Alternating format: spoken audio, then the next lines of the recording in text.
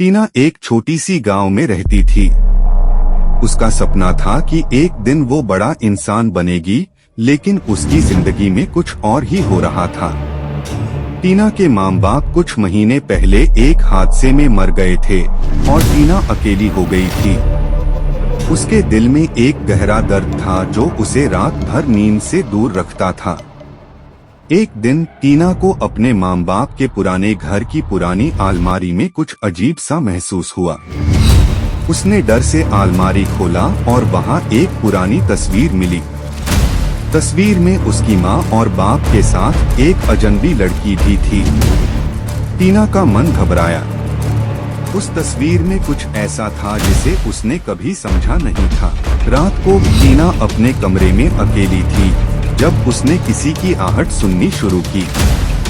उसने देखा कि एक छोटी सी लड़की जो उसकी माँ जैसी दिखती थी कमरे में खड़ी थी।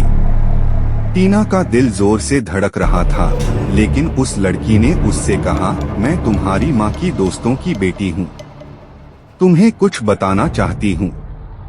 लड़की ने अपने होठों से कहा, तुम्हारे माँ बाप की मौत कोई साधारण हादसा नहीं थी, उन्हें मारा गया था। टीना के चेहरे पर घबराहट थी, लेकिन उस लड़की ने मुस्कुराते हुए कहा, तुम्हें सच पता चलेगा टीना, तुम्हारे साथ हमेशा हम हैं। उस दिन के बाद टीना को अपने माँ बाप का सच समझ में आया और उसने उनकी मौत के बाद की कहानी को समझकर अपनी जिंदगी को आगे बढ़ाने का फैसला किया।